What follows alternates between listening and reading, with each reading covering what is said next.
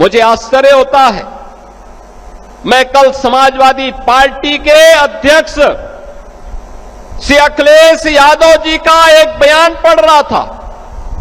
वो कह रहे थे कि उनकी सरकार आएगी तो अयोध्या को धार्मिक नगरी बनाएगी। अरे आप क्या धार्मिक नगरी बनाएंगे? आपने तो अपना इतिहास देखिए, राम भक्तों पर गोली आप ही के लोगों ने चलाई थी, आप ही की सरकार ने चलाई थी, समाजवादी पार्टी की सरकार ने। आज जब राम भक्तों के परिश्रम और पुरुषार्थ से प्रधानमंत्री मोदी जी के नेतृत्व में अयोध्या अब त्रेता युग का स्मरण करा रही है, तो आपके मुंह में भी पानी आने लग गया है। अरे भूल जाओ, आपने तो थानों में और जेलों में कृष्ण जन्माष्टमी के आयोजन को भी रोक दिया था, कांवड़ यात्रा पे प्रतिबंध लगा दिया था।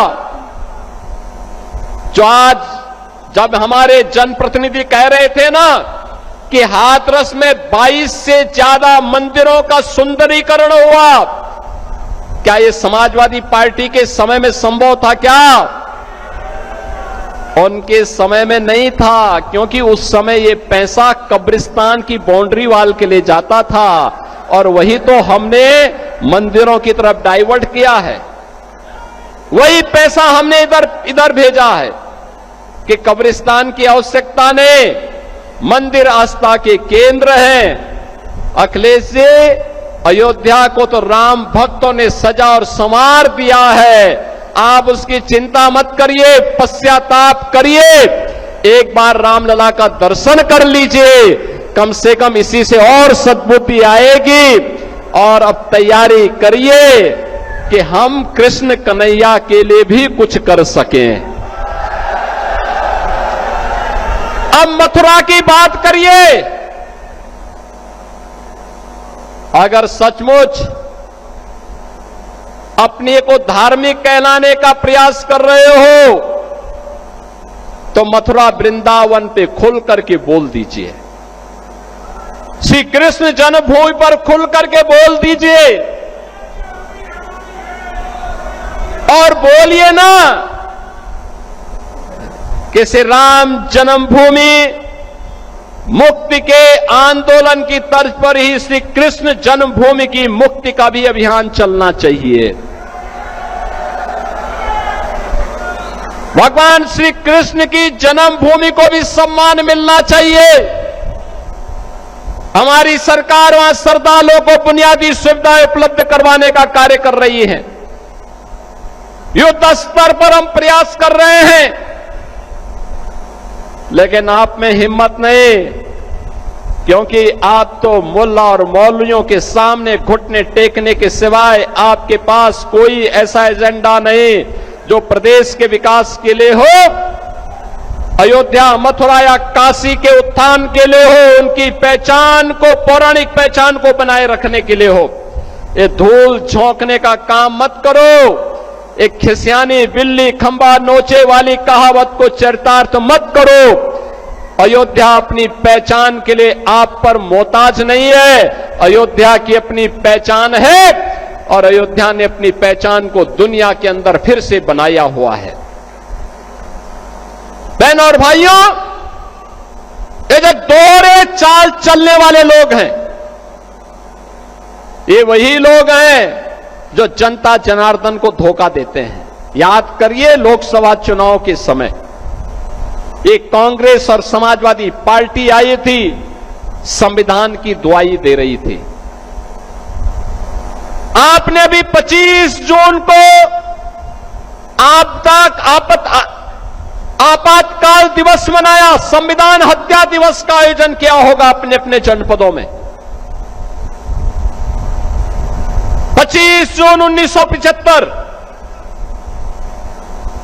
भारत के संविधान का गला दबाने का काम, बाबा साहब भीमराव अंबेडकर के द्वारा बनाए गए संविधान के अपमान करने का काम अगर किसी ने किया था तो कांग्रेस ने किया था। और कांग्रेस के उस पाप में आज समाजवादी पार्टी जबरदस्ती उनके साथ मिलकर के उस पाप में भागीदार बन रही है।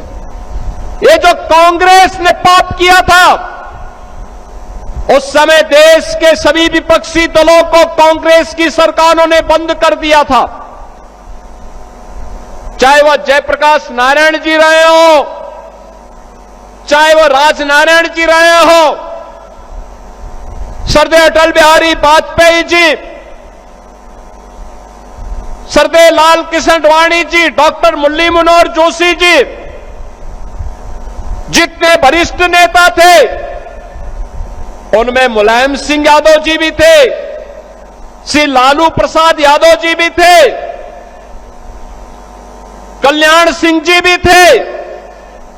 ये सभी नेताओं को उठा करके बंद कर दिया गया था, जेल के अंदर बंद हो गए थे, तत्कालीन सरकार ने बंद कर दिया था। कहीं ये लोग संविधान के खिलाफ कांग्रेस के द्वारा किए गए इस कृत्य के खिलाफ सड़कों पर जनता जनार्दन के साथ उतर न जाए, इसलिए इनको बंद कर दिया गया। 1 लाख से अधिक गिरफ्तारियां किए थे कांग्रेस के लोग। और जिस मुलायम सिंह यादव को, समाजवादी पार्टी के नेता को तत्कालीन कांग्रेस सरकार ने अपमानित किया था, जेल के अंदर बंद किया था, उसी समाजवादी पार्टी आज कांग्रेस का शागिर्द बन करके उनके सामने घुटने टेक करके मुलायम सिंह की विरासत को भी अपमानित करने का काम कर रही है।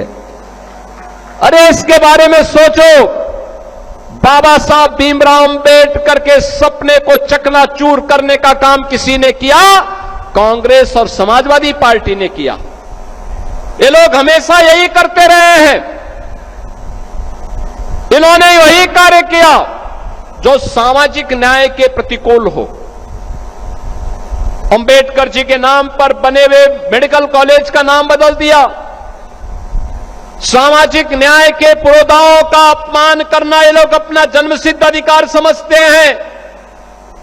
समाजवादी पार्टी में विकास का मतलब केवल एक गांव सेफई में विकास माना जाता था, और डबल इंजन के भारतीय जनता पार्टी की सरकार में विकास का मतलब उत्तर प्रदेश की 25 करोड़ जनता का विकास, उसमें हाथरस भी है, कासगंज भी है, एटा भी है, अलीगढ़ भी है, मथुरा भी है, फिरोजाबाद भी है, मैनपुरी भी है, आगरा भी है, इटावा भी है। हमारे लिए 75 जनपदों की सभी 350 तहसील और 25 करोड़ की आबादी का विकास ही हमारे लिए उत्तर प्रदेश का विकास